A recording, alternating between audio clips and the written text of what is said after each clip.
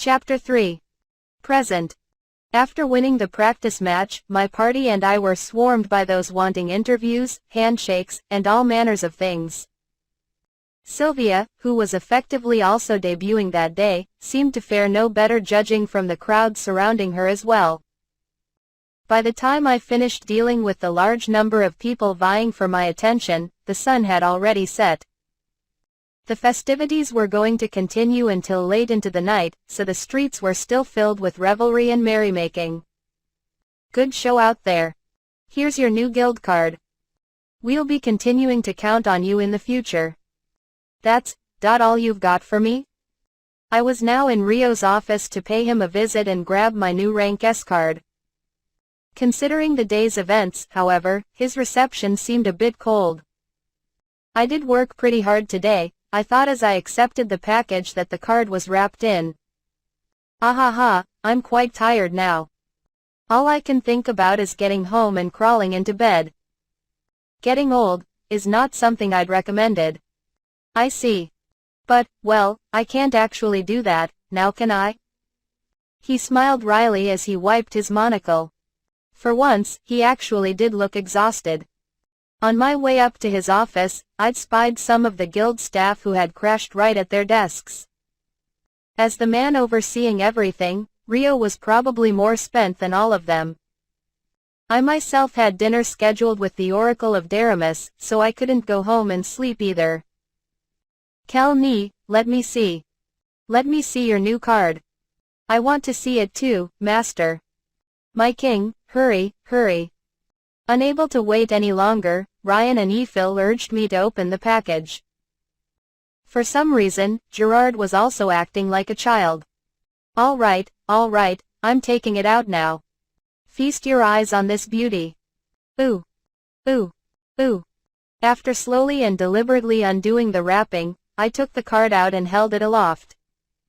While it had been gold-colored at rank A, it now shone in a fantastical rainbow coloring. The halo surrounding the card was probably just my imagination, but even so, the reaction from Ryan and the others was extremely satisfying. Even Sarah looked somewhat impressed. So, its color changes according to the angle of the light. It's holographic, Ryan exclaimed. Ahem, Rio cleared his throat. The card is actually quite precious, so don't go flashing it about, all right? Oh, look at the time. Do you remember what you have planned after this? Yep, dinner with Colette-sama. Is she okay?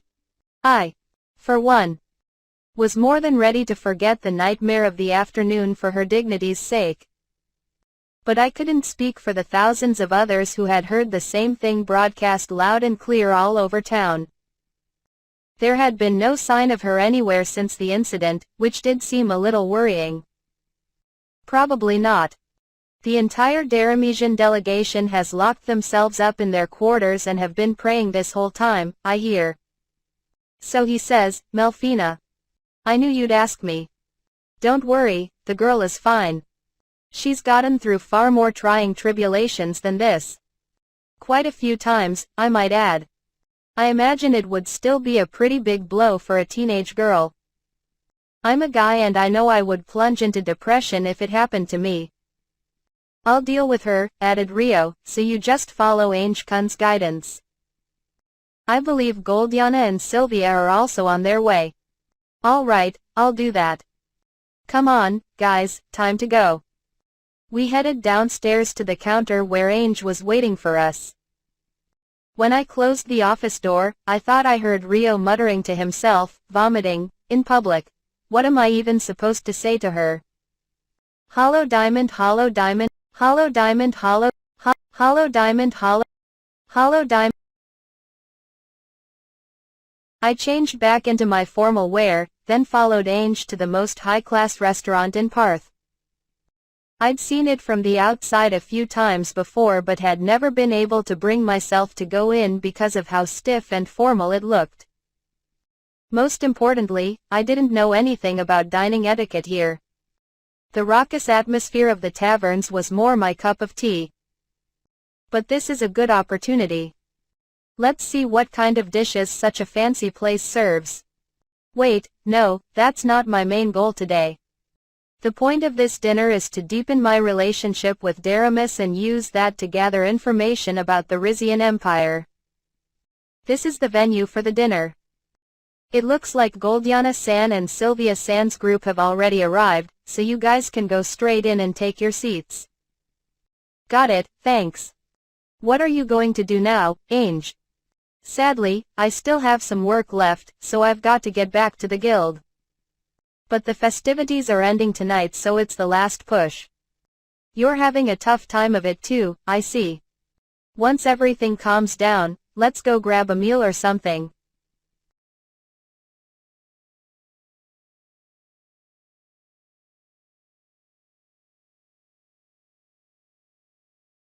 Really?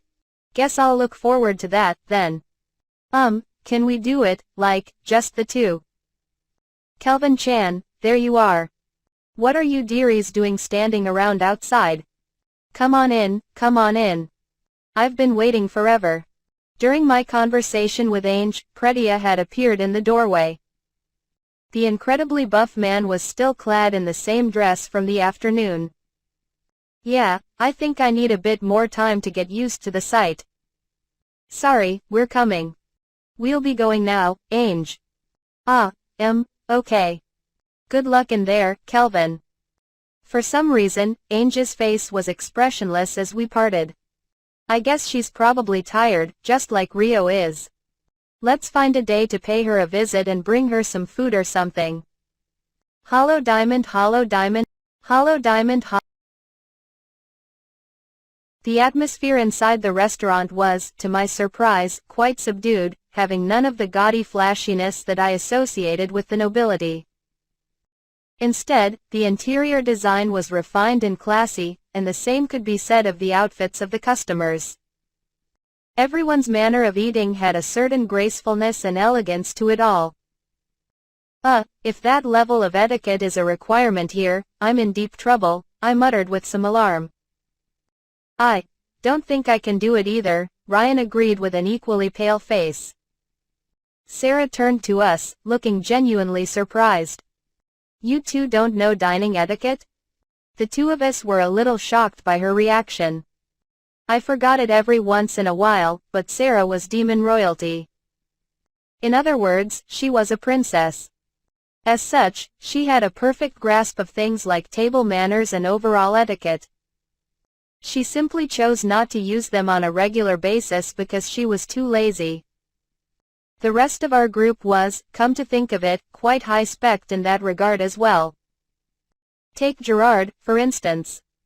Despite having been born a commoner, he had worked his way up to become a knight, which was a rank of nobility, and thus knew this type of etiquette inside and out. In his case, him wearing full armor was probably more problematic. As for Eiffel, what was there to say? This was a girl who spent every single day improving herself as a maid. There was no way she would shirk on something like formal etiquette. She learned everything she could at every opportunity she had, even going as far as to ask the maids at Turai Castle for instructions and training while we were staying in the city. In short, there was no cause for concern there. Kel ni, which side is the knife and which is the fork? Calm down, sister mine. Your dominant hand is your knife hand. Wait, it is, right? It's this one, isn't it? Shit, now I'm doubting myself. In the first place, are the manners in this world even the same as those back in Japan?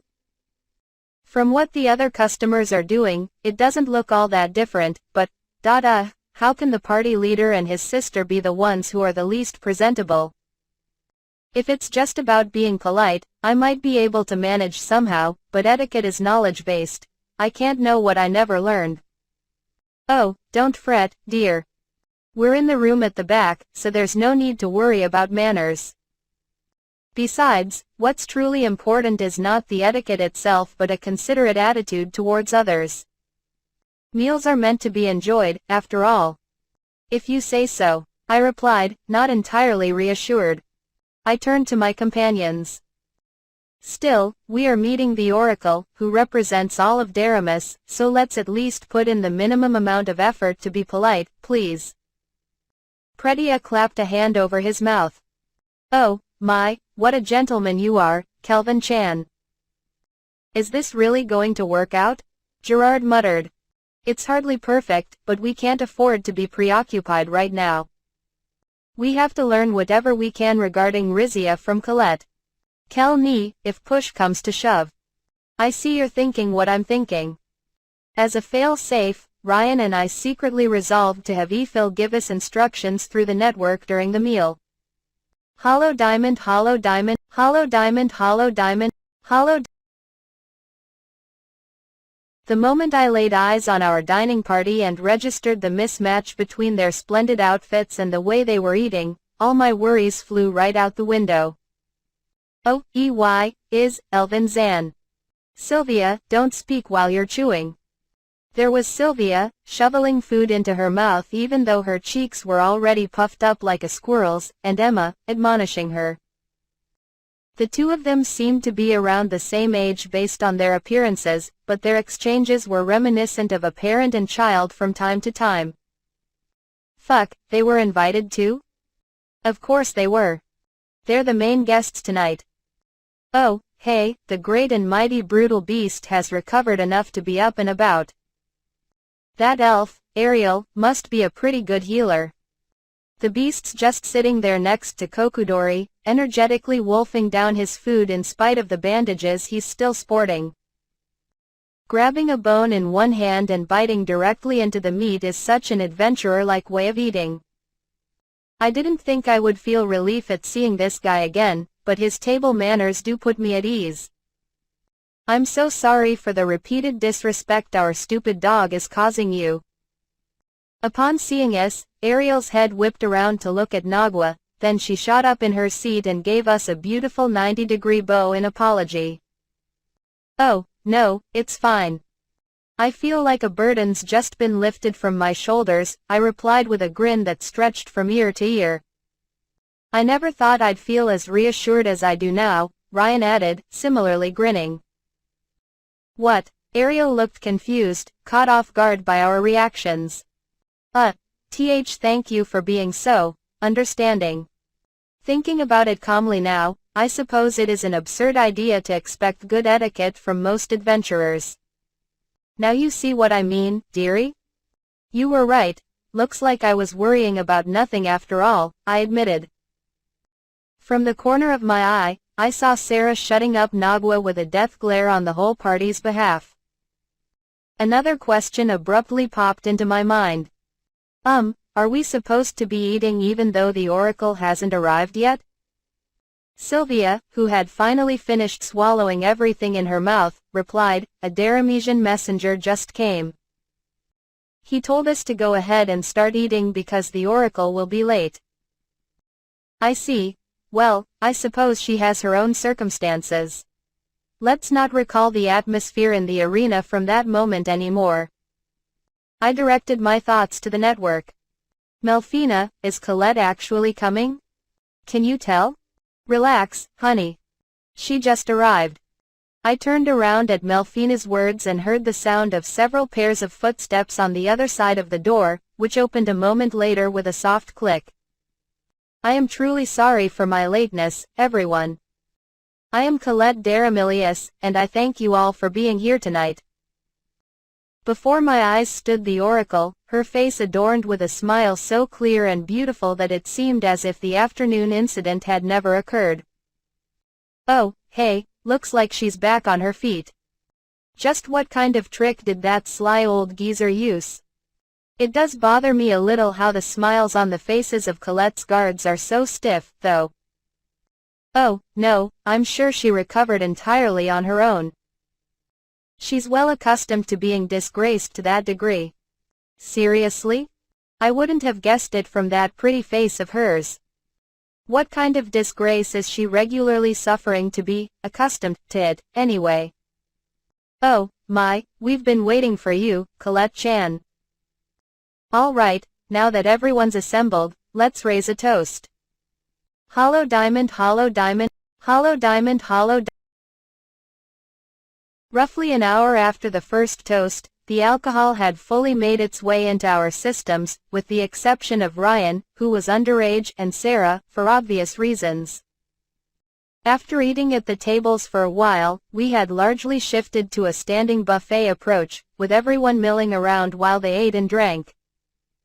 The food itself was delicious, but I couldn't help finding it a little unsatisfactory.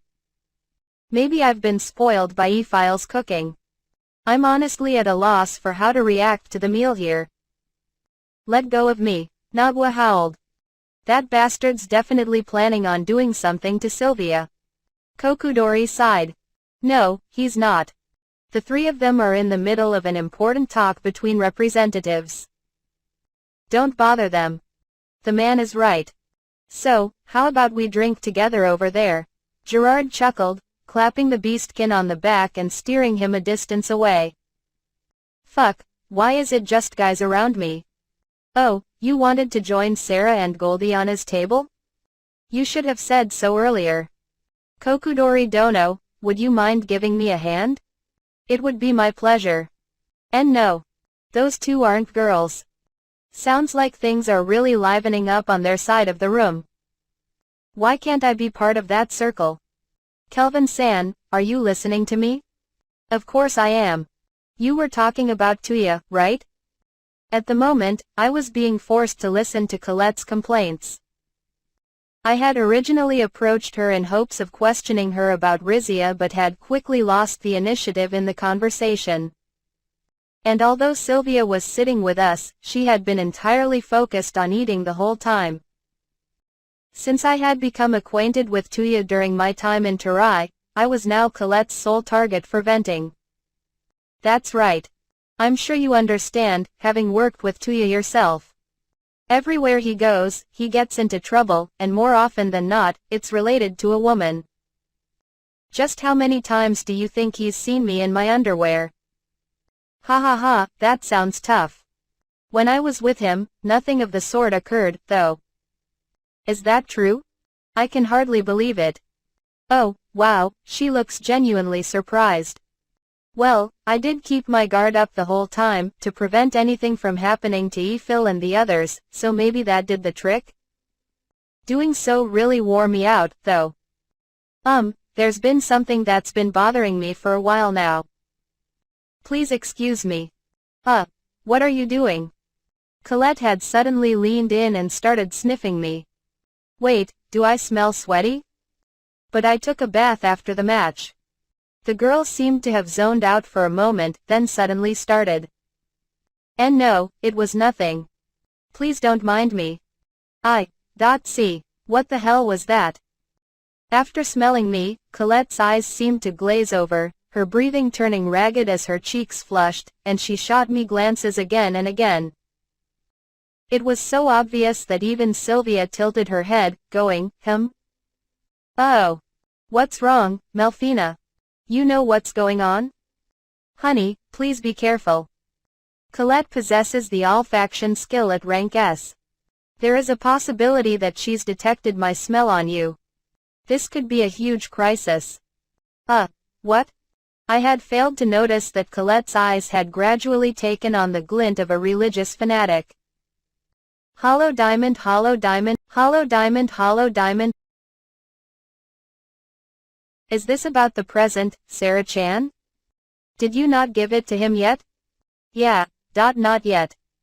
At one corner of the outdoor terrace, under the light of the moon, Sarah was consulting Goldiana. I'm sorry it's taking me so long.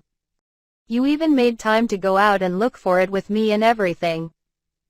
Oh, PSHH, hun, don't worry about that. The demon girl was clearly in low spirits. The topic of their discussion was the present that Sarah had failed to give to Kelvin the night before. She was having trouble finding the right time to bring it up again. Sarah-chan, be honest with me. How do you actually feel about Kelvin-chan? I like him. I think. As a fellow party member and as a friend? Or as a man? Sarah fell silent. She had originally prepared the item as a thank you gift to Kelvin for looking after her while she had evolved. But the meaning of the gift seemed to be gradually shifting, and she was becoming aware of it. I'm not sure. It's my first time experiencing feelings like these. That's the same as giving me an answer. Have more confidence in yourself, dearie. But no ifs, ands, or buts. At this rate, who knows, maybe even Sylvia Chan will fall for him.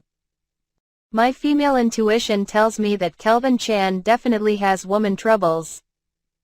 Ephil Chan seems like she'll go along with whatever he says, so you've got to hold the reins properly.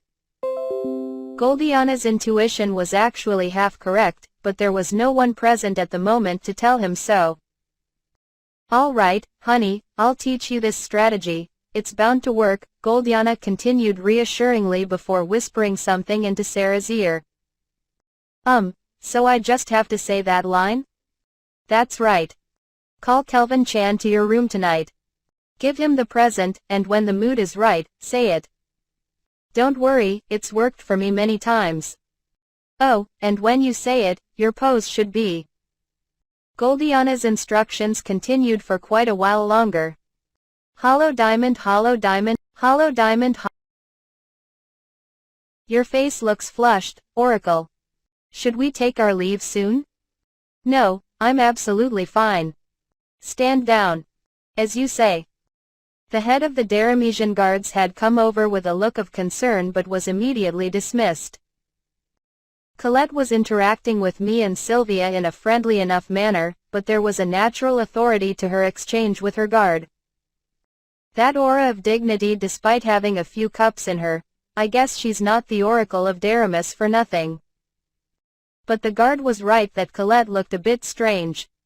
In contrast to her pale face this afternoon, her cheeks were now as red as a tomato. Melfina had warned me to be careful, but I couldn't pretend that I didn't notice her condition. Sylvia had returned to eating, leaving me to deal with the Oracle alone. Kelvin-san, I think I might be a bit tipsy.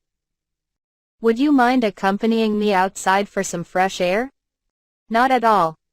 I suppose you did have quite a few glasses, taking a small break sounds like a good idea. Will you be joining us, Sylvia? It's about time for me to get back to Emma. This was fun. Please invite me again. But you were just eating the whole time and didn't say anything. Well, as long as she enjoyed herself, who am I to comment, right? At the very least, we have now become, as the Japanese saying goes, friends who are close enough to have eaten out of the same pot. Colette and I headed out to the terrace, leaving Sylvia behind. Honey, I'm saying this for your own good. You really should turn back while you still can. Even if she's detected your presence by smell, that's not enough to serve as evidence.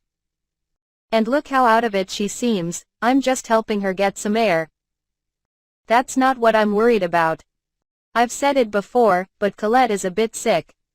If she's sick, that's all the more reason to help her out. All right, okay. Don't blame me for whatever happens next. On my way to the terrace, I noticed Gerard and the other two guys observing us.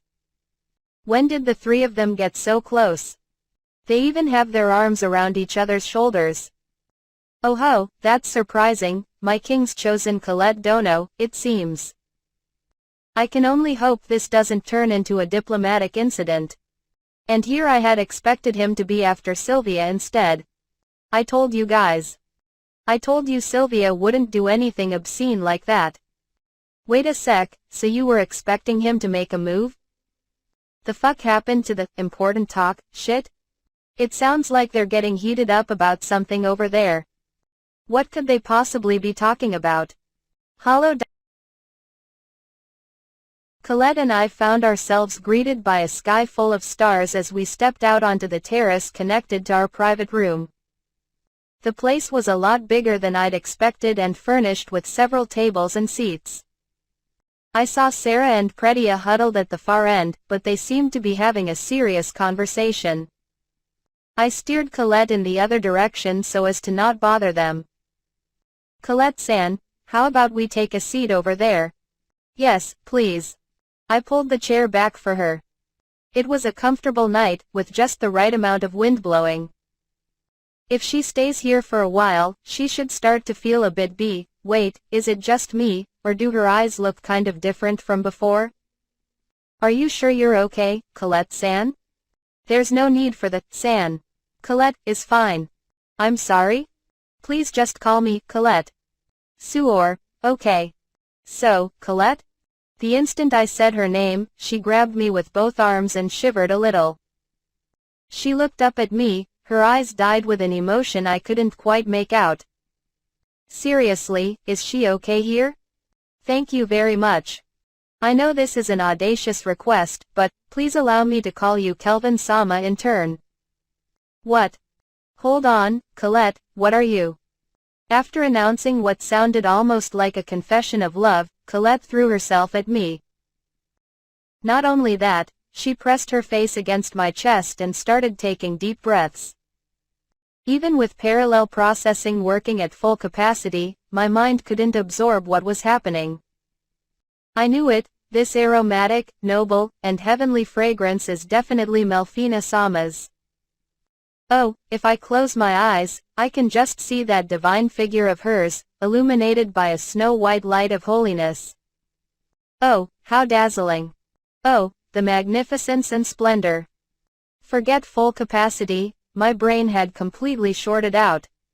10 years it had been since I accepted my divine calling to serve as Melfina-sama's oracle. I trained my sense of smell in hopes of at least savoring her fragrance, so there is no possibility I would be mistaken in such close proximity. Judging from the amount of lingering aroma, I'd say you have been in direct contact with Melfina-sama in the past few days. The only conclusion I can draw is, Kelvin-sama, are you an emissary of the heavens? Are you an emissary of the goddess? What's with that totally accurate guess? And her face is far too close. Her eyes are scaring me too. I did say so, didn't I? That she is sick. You purposely phrased it in an ambiguous way, didn't you? She's the textbook definition of a religious fanatic. Oh, fine, I guess I'll help you out a bit. When I'm this close, I can grant a prophecy even in my current form. Oh God, yes, thank you. Colette, can you hear me?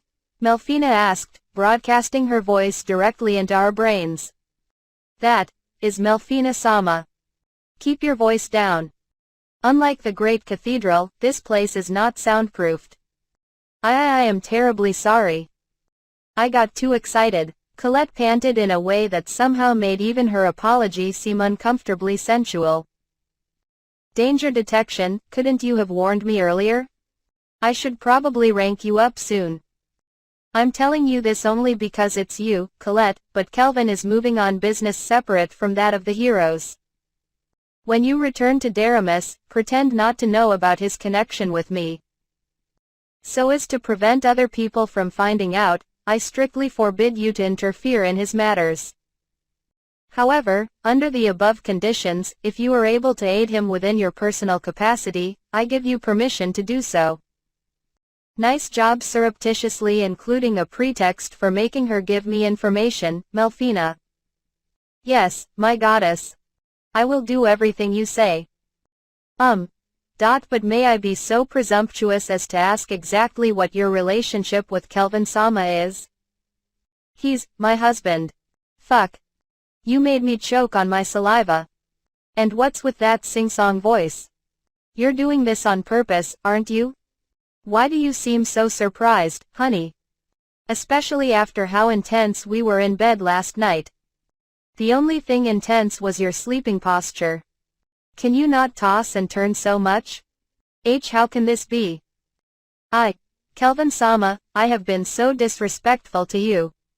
Colette lamented as she slid off me, crumpling to the floor. There's no need to apologize, because I'm not Melfina's husband. Colette, that's not it. Mel is actually. You are so close to Melfina-sama that you refer to her by a pet name? There is no longer any room for doubt. Kelvin-sama, please grind me under your foot for my irreverence. Exact upon me any punishment you deem fit. Do with my body as you wish. Please punish me. I beg of you, please.